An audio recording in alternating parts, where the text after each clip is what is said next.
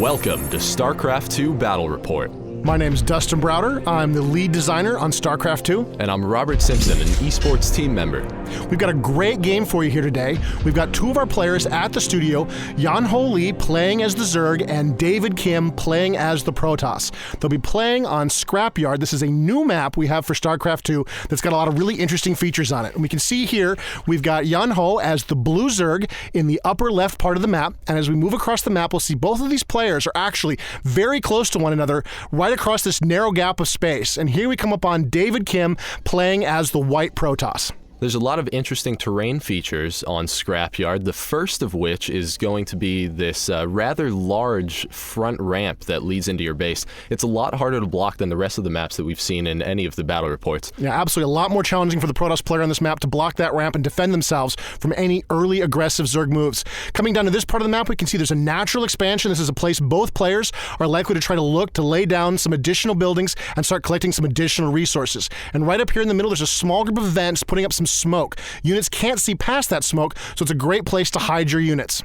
Now the map continues to lead down into another expansion as well as a very important point of interest in the center of the map. This is a Xel'Naga watchtower. When a ground unit gets by one of these, it illuminates a large area of vision around it, and surrounding that Xel'Naga watchtower is also those vents that block line of sight. Yeah, so you can see, just move past the watchtower, and very briefly there while you activate it, you saw exactly how much vision that thing revealed. It's a very critical strategic resource for both players to try to control. Control of that watchtower can be the key to victory on this map. And you can see David Kim's got his first probe moving very aggressively across the map and right into the Zerg base. Oh, and it looks like David Kim just barely caught sight of Yan-Ho Lee moving his drone out of his base, looking like he's going for a natural expansion currently. He is saving up those resources, as you can see in the overlay in the top left corner of the screen, and David Kim blocks it right as he gets up to that 300 mineral marker. We can see Yan-Ho Lee sending out another drone trying to scare off David Kim's probe, but David Kim is resilient in his harassment. Just keeping dancing that probe around. He's blocked the building. The Zerg player's trying to place another hatchery there.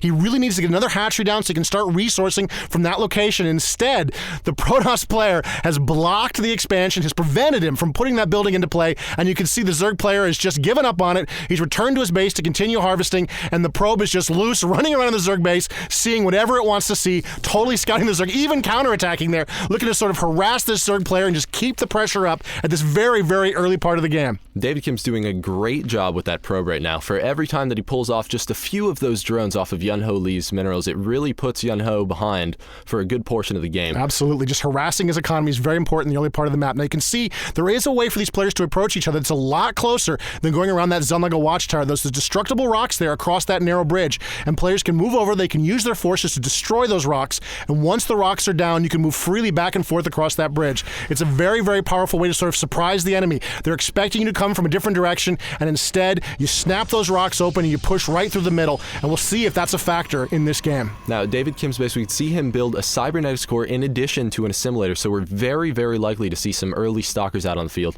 Back over at Yan-Ho's base, David Kim is not giving up. He is getting the most money harassment possible out of this probe. And oh, we can see him actually chasing, looking like Yan-Ho is again going for the natural expansion. Will the probe make it in time? No, the probe does not make it in time, and David Kim had managed to keep that expansion off the map for a huge amount of time, but the Zerg player finally does get it into position. And here you can see there's the Xel'Naga watchtower, and then the Zerg player, he doesn't control it with that overlord, but he can watch it, so he'll know if David Kim has control of the watchtower, and he'll know whether or not David can see him coming. And you can see the probe moves into position, and it's activated the watchtower. So the Protoss players really wants to make sure that he sees what's going on. You can see in the overlay there are now 6 Zerglings in production about to move out of the map, and 2 of them are already on the way. So the Zerg are beginning their aggressive move. The Zergling, a very fast unit, very aggressive, very dangerous, and here come the Zerg in small numbers starting to swarm across the map. That overlord knows exactly where the probe is, so those Zerglings are going to be able to run right through those vents and start harassing that probe. Will the probe be able to make it back to his base? We have a couple more Zerglings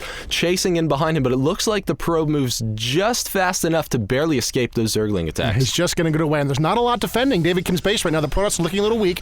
Here come a couple of nullifiers. This is a new unit to StarCraft II. It's got a very powerful ability called a force field that it can use to block terrain. You can see the nullifiers are moving out, but they don't want to get trapped. They don't want to get surrounded, so they move back up the ramp. And you can see the Zerg are hiding in the vents, gathering their forces, sort of waiting to see. Here come some more Zerglings that look like from the south, moving up into those vents, and the Zerg are just lurking there, waiting for enough forces to move in. And here they go, moving into the Protoss base. So right now that's 8 Zerglings trying to move up to the Protoss base, but those are 2 beautiful force fields set out by David Kim. He can now micro one of his nullifiers around while the other one continues to lay down cover fire. The Zerglings know they have no chance and start heading back into the base, but it's not looking like 2 Zerglings are going to pose a very large threat against those nullifiers and all the probes in the base. Yeah, even the probes could turn and fight if they needed to, and you can see the Zerglings are trying to remain a threat, trying to harass, and they don't really get much out of it. They're quickly destroyed by the nullifiers, and the nullifiers are sort of free to move back to protect the front of the Protoss base. Meanwhile, the Zerg have gathered in the smoke, are trying to hide, and that's a Zealot and 3 nullifiers moving out to engage. It looks like the Zerg are going to have to run for it. They're not going to be able to hang out there and survive. Ooh, it looks like David Kim might have just barely seen that one Zergling move around. Oh, and he was going for his natural expand as well, and that probe was able to see all of those Zerglings moving around. Now the nullifiers see them, but they're very slow, so those Zerglings are going to be able to make it up into David Kim's base and harass. And there goes some Zerglings, seeing what kind of damage they can do. Moving in, there's the warp in, bringing in some additional forces, another nullifier in play, and there's a force field trapping those Zerglings, preventing them from running away. The probes turn to counterattack, and they quickly destroy all of those Zerglings, and the Protoss are still perfectly safe right there in their base, despite that very clever and very fast harassment by the Zerg. So generally you see force field used as more of a defensive measure, but in that case, David Kim actually used it to trap his enemy within his base to kill his forces. Yeah, absolutely. Against a force like the Zerg that's so speedy and so quick, force field can be used both offensively and defensively. As we've seen time and time again in our early versions of this game, force field is just a very, very powerful weapon against the Zerg, especially when playing, against them when they're swarming. Any kind of map where there's a lot of open space, it's a very powerful weapon to control and channel the Zerg. And of course, it's also very powerful to prevent the Zerg from escaping should they try to do so. And you can see that Overlord getting a little bit harassed there by the nullifiers, but the nullifiers don't quite have the range, and the Overlord is going to escape. Now, David Kim is massing his forces over by that Xel'Naga watchtower. He can now see that large area of vision, which is very strong. He sees no units coming. He knows that he just killed a bunch of Yun-Ho Lee's Zerglings, so it's time to take advantage of that window of opportunity. So he's moving in now. He feels like he's got the advantage, and he wants to press. He knows the Zerg are down a few Zerglings, and he thinks he might have enough to do some damage here. Now, there is a Spine Crawler in play and a bunch of Roaches. This is kind of a problem for this Protoss force. They don't have really the power to deal with this. Great use of the force field there, trapping half of them. Wow, and there's the burrow, the counter by the Zerg, preventing him taking any real damage there as the nullifiers move into the Zerg base, trying to do some damage and get some damage out of this attack. Oh, but there's too many Roaches. The nullifiers have to continue to move up into... Oh, wow, and they lock out all of Yun-Ho's defenses except for just a Queen and 1 Roach are up there, but they have to burrow or else they're going to get focus fired down. So now the nullifiers, again, have free reign over Yun-Ho's base. What a great move, using that force field to block them out. He's really got inside. Look, all of the drones are underground. They're not able to resource. It's a really expensive attack, but still very... Oh, more force fields protecting his nullifiers from enemy attack, and the drones are still underground, not able to harvest even more with the force fields. And now it looks like the drones are getting very, very aggressive. They got to fight back. They got to get into position.